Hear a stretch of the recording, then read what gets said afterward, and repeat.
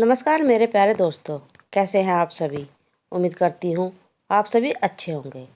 तो दोस्तों, आज फिर मैं एक नई कहानी लेकर आई हूँ जिसका टाइटल है स्टेशन मोतपुर। दोस्तों, यह एक सच्ची कहानी है। दोस्तों, मेरी ये कहानी सुनने के लिए मेरे चैनल को लाइक करें, शेयर करें और सब्सक्राइब करें। तो शुरू करते हैं आज की ये कहानी। स्टेशन मास्टर कहता है, ट्रेन का टाइम तो यही लिखा था, ऊपर से इतनी ठंड है कि मेरा दिमाग ही जम रहा है। कसम से तबादला लेकर पछता रहा हूँ। तभी स्टेशन मास्टर को ट्रेन के हॉर्न की आवाज़ सुनाई दी। उसने जब सामने देखा तो ट्रेन तेज रफ्तार से धूल उड़ाते हुए आ रही होती है। स्टेशन मास्टर भी ट्रेन को आता देख हाथ में लिए हरी लालटेन को हिलाने लगता है, पर उसे तेज रफ्तार ट्रेन के साथ एक और चीज़ देखी जो ट्रेन की रफ्तार से ही उसके पास आ रही थी। स्टेशन मास्टर, ये क्या बला है जो इतनी तेज रफ्तार ट्रेन के साथ दौड़ रही है। अरे, यह तो मेरी तरफ ही आ रही है। स्टेशन मास्टर इससे पहले कुछ समझ पाता, उस चीज़ ने एक चीख के साथ स्टेशन मास्टर के जिस्म से गुजरते हुए स्टेशन मास्टर के चीथड़े उड़ा दिए। 24 साल बाद अनिल, पूरा स्टेशन शमशान की तरह सुनसान पड़ा हुआ है। ना आदमी है और ना कोई परिंदा, बस यही एक इंसान दिखा है। जरा पूछूं तो मेरी ट्रेन किस प्लेटफॉर्म पे आने वाली है। अनिल, सुनिए भाई साहब, ये मुंबई जाने वाली ट्रेन किस प्लेटफॉर्म में आएगी। हेलो भाई साहब, आप सुन रहे हैं। कोई जवाब न आने पर अनिल उस शख्स के और करीब गया, लेकिन उसने जो देखा उसे देख उसके पैरों तले जमीन खिसक गई। वह शख्स अपने हाथ को लहूलुहान कर स्टेशन पर लिखे नाम भोजपुर को काटकर उसकी जगह मोतपुर लिख रहा था। पागल आदमी, भाग जा यहाँ से। वो आएगी और तेरे जिस्म को भी चीरते हुए निकल जाएगी। अगर अपनी जान प्यारी है तो चला जा यहाँ से। इतना कहकर वो पागल शख्स खुद ही भाग गया कि तभी अजय की पीठ थपथपाए हुए किसी ने कहा, स्टेशन मास्टर, आप कौन हैं और इस वक्त यहाँ स्टेशन पर क्या कर रहे हैं। अनिल कहता है, एक्चुअली मुझे मुंबई जाना है। ये रही मेरी टिकट। अब मुझे पता नहीं है कि यह ट्रेन किस प्लेटफॉर्म पर आएगी। आप कुछ बता सकते हैं। स्टेशन मास्टर कहता है, अच्छा, तो तुम हो वो पहली यात्री जो 24 साल बाद इस स्टेशन पर अपनी ट्रेन पकड़ेगा। अनिल कहता है, 24 साल बाद? ये क्या बोल रहे हो आप। स्टेशन मास्टर, हाँ, क्योंकि इन 24 सालों में इस स्टेशन पर एक भी ट्रेन नहीं रुकी, और अगर रुकी भी तो उसने किसी को जिंदा नहीं छोड़ा। अनिल, ऐसा क्या हुआ था 24 साल पहले, और कौन लोगों को जिंदा नहीं छोड़ेंगे। स्टेशन मास्टर साहब, मुझे डर लग रहा है। स्टेशन मास्टर कहते हैं, डरते क्यों हो, उसने अपना इंतकाम ले लिया है, अब वो किसी को नहीं मारेगी। चलो मैं तुमको इस स्टेशन की कहानी सुनाता हूँ। वैसे भी तुम्हारी ट्रेन आने में अभी वक्त है। तो आज से 24 साल पहले यहाँ एक स्टेशन मास्टर था, मनोहर। फ्लैशबैक। मनोहर कहता है, बेटी लक्ष्मी, आज फिर तेरी वजह से लेट होऊंगा मैं। रोज़ तो ऐसा ही करती है। लक्ष्मी कहती है, पिताजी बस 1 मिनट लीजिए, पहले आप ये स्वेटर पहनिए और मफलर भी। बाहर बहुत सर्दी है, अगर मैं ना रहूं तो आप 2 दिन में ही अपनी तबीयत खराब करके बैठ जाएंगे। मनोहर कहता है, हाँ हाँ, देख रहा हूँ, तुम बेटी से धीरे धीरे मेरी माँ बनती जा रही हो। तू तो शादी करके अपने घर चली जाएगी, मुझे तो अकेला ही रहना है।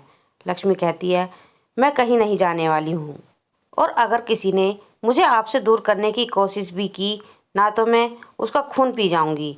मनोहर कहता है, तेरा गुस्सा हमेशा नाक पर रहता है, पता नहीं अपने पति का क्या हाल करेगी तू। चल अब मैं चलता हूँ। मेरी ट्रेन आने वाली है। अगर टाइम से सिग्नल नहीं दिया तो हज़ारों पैसेंजर खामखा परेशान होंगे। ट्रेन के कंपार्टमेंट में सुरेश, यार अमन, घंटों से ऐसे ही चले जा रहे हो, क्या बकवास ट्रेन है ये। हम तीनों के अलावा और कोई नहीं है पूरे कंपार्टमेंट में। राहुल, हाँ अमन, सुरेश बिल्कुल ठीक कह रहा है। अरे, जब अकेले ही जाना था तो गाड़ी से आ जाते, ये ट्रेन में खटर खटर करते हुए आने की क्या ज़रूरत थी। अमन, अरे चुप बैठो तुम दोनों, बहुत सुन ली तुम्हारी जिन लड़कियों से बात करी थी साथ चलने की, वो तो आई नहीं, तो इसमें क्या कर सकता हूँ। सुरेश, लड़कियाँ साथ नहीं आई तो क्या हुआ, रास्ते में किसी को उठा ले। वैसे भी तेरा बाप मिनिस्टर है, फिर किस बात की टेंशन है तुझे। अमन, अच्छा रुको, मैं करता हूँ कुछ इंतजाम, सबको मज़ा आएगा। इधर मनोहर अपना खाना और कपड़े ले जाना भूल जाता है, इसलिए लक्ष्मी घर से खाना और गर्म कपड़े लेकर स्टेशन की ओर निकलती है। लक्ष्मी, आज फिर सब कुछ भूलकर काम पर चले आए ना। मैं ना रहूं तो पता नहीं आप अपना ख्याल कैसे रखेंगे। मनोहर, अच्छा हुआ तू आ गई, बहुत तेज भूख लगी हुई है। मनोहर ने जब भूख की बात करी तो लक्ष्मी ने मनोहर को खाने का डिब्बा, स्वेटर और मफलर पकड़ाते हुए कहा। लक्ष्मी, अच्छा रुको, मैं अभी पानी लेकर आती हूँ, फिर दोनों साथ खाना शुरू करेंगे। इतना कहकर लक्ष्मी पानी लेने के लिए बढ़ी ही थी कि तभी एक ट्रेन आकर स्टेशन पर खड़ी हुई। स्टेशन पर गूंजती हुई आवाज़, यात्रीगण कृपया ध्यान दें, मुंबई जाने वाली ट्रेन प्लेटफॉर्म नंबर 2 पर आ चुकी है। लक्ष्मी पानी लेने के लिए जा रही थी कि तभी ट्रेन का दरवाज़ा खुला और अमन, सुरेश और राहुल तीनों दरवाजे पर खड़े लक्ष्मी को देख हंस रहे थे। राहुल, अरे मौका सही है, मैं तो कहता हूँ उठा ले। सुरेश, हाँ अमन उठा ले, किसी को पता नहीं चलेगा, ना ट्रेन के कंपार्टमेंट में कोई है और ना स्टेशन पर। जब किसी को कुछ पता ही नहीं चलेगा तो फिर डर कैसा। और भूल मत, तेरा बाप मिनिस्टर है, मिनिस्टर। राहुल और सुरेश की बातें सुन अमन ने दबे पैरों से लक्ष्मी को दबोच लिया और ज़बरदस्ती उसे अपने साथ ट्रेन के अंदर ले जाने लगा, जिसमें राहुल और सुरेश भी उसकी मदद करने लगे। लक्ष्मी चिल्लाते हुए, पिताजी बचाओ मुझे, पिताजी ये लोग मुझे ज़बरदस्ती ट्रेन के अंदर ले जा रहे हैं। लक्ष्मी की चीख सुन मनोहर तुरंत ही लक्ष्मी को बचाने दौड़ पड़ा, लेकिन तब तक अमन, राहुल और सुरेश लक्ष्मी को ट्रेन के अंदर लाकर दरवाज़ा बंद कर चुके थे। मनोहर, बेटी को छोड़ दो, मैं तुम्हारा हाथ जोड़ता हूँ, छोड़ दो मेरी बेटी को। मनोहर अपनी बेटे को बचाने के लिए गिड़गिड़ा ही रहा था कि ट्रेन भी चलने लगी। मनोहर भी ट्रेन के साथ दौड़ने लगा। लक्ष्मी किसी तरह खुद को बचाकर खिड़की के पास आ गई और अपने पिता को देख रोते हुए बोली, लक्ष्मी, पिताजी मुझे बचा लो, ये लोग बहुत गंदे लोग हैं। लक्ष्मी रोते हुए बोल ही रही थी कि अमन ने लक्ष्मी का बाल पकड़ और खिड़की में दे मारा, जिससे उसके सिर से खून निकलने लगा। लक्ष्मी के साथ ये सब होता देख मनोहर को सदमा लग गया था, लेकिन ट्रेन की रफ्तार इतनी तेज हो चुकी थी कि मनोहर का पैर फिसला और एक चीख के साथ ट्रेन ने उसको भी टुकड़े टुकड़े कर दिए। अपने पिता की चीख सुनकर लक्ष्मी को पता चल गया कि अब उसके पिता इस दुनिया में नहीं रहे हैं। उसने थोड़ी सी हिम्मत दिखाई और अमन का मुंह नोचकर वो दरवाजे पर आ खड़ी हुई और उन तीनों से कहा, लक्ष्मी, जिस तरह तुमने मेरी दुनिया उजाड़ दी है, मैं भी तुमको मिट्टी में मिला दूंगी। याद रखना, मैं जब तक तुम लोगों के खून से नहा नहीं लेती, मेरी आत्मा को शांति नहीं मिलेगी। अनिल, पर आपने तो कहा था कि लक्ष्मी ने अपना बदला ले लिया है। उसने तो ट्रेन के आगे कूदकर अपनी जान दे दी थी, फिर उसका बदला कब पूरा हुआ। स्टेशन मास्टर, लक्ष्मी की मौत के बाद उसकी आत्मा इसी स्टेशन से गुजरने वाली हर ट्रेन का पीछा करती है और जो भी उसके रास्ते में आता है उसके चीथड़े उड़ा देती है। इस डर से पैसेंजर ने यहाँ उतरना बंद कर दिया और धीरे धीरे ट्रेन भी यहाँ नहीं रुकने लगी। लेकिन फिर उस ऊपर वाले ने अपना इंसाफ दिखाया और 24 साल बाद फिर वो तीनों एक साथ इसी रास्ते से मुंबई जा रहे थे। लक्ष्मी, आज मैं खून से नहाऊंगी, तुम तीनों की मौत से नहाऊंगी। आज वो दिन आ गया है, तुमने मुझे बर्बाद कर दिया, मुझसे सब कुछ छीन लिया, मैं तुम्हें जिंदा नहीं छोड़ूंगी। थोड़ी सी देर में लक्ष्मी ने राहुल और सुरेश की गर्दन को उनके धड़ से अलग कर दिया और वह तड़प तड़प कर मर गए।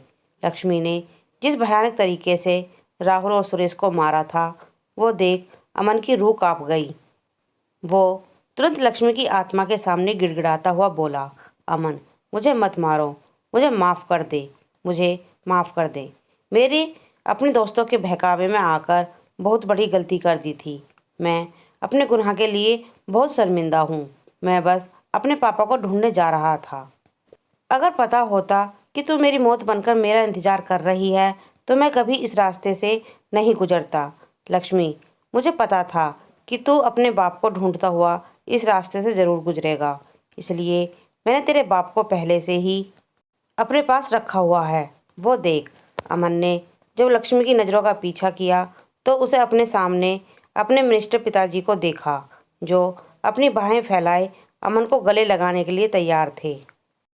लक्ष्मी कहती है, जिस तरह मेरे पिताजी मुझे तड़पता देख मर गए, उसी तरह तेरे पिताजी भी तुझे तड़पता देखकर मर जाएंगे। अपने पिता को बाहें फैलाए देख अमन उनके गले लगने ही वाला होता है कि लक्ष्मी अमन के जिस्म में तेज़ी से गुजरते हुए निकलती है और उसके जिस्म के चीथड़े उड़ा देती है, जिसे देख अमन के पिता की चीख निकल जाती है और वो पागल हो जाते हैं। अनिल कहता है, तो वो जो पागल मैंने देखा था वो अमन का बाप मिनिस्टर है? स्टेशन मास्टर, हाँ, वो पागल अमन का बाप है। अभी ये सब छोड़ो और अपनी ट्रेन पकड़ो। अनिल उसी वक्त ट्रेन पकड़ता है और मुंबई शहर के लिए निकल जाता है। तो दोस्तों, मेरी ये कहानी यहीं समाप्त होती है। आपको ये कहानी कैसी लगी कमेंट में लिखकर ज़रूर बताएं, और अगर आपके पास कोई अच्छी कहानी है तो मेरे चैनल पर भेज सकते हैं। धन्यवाद।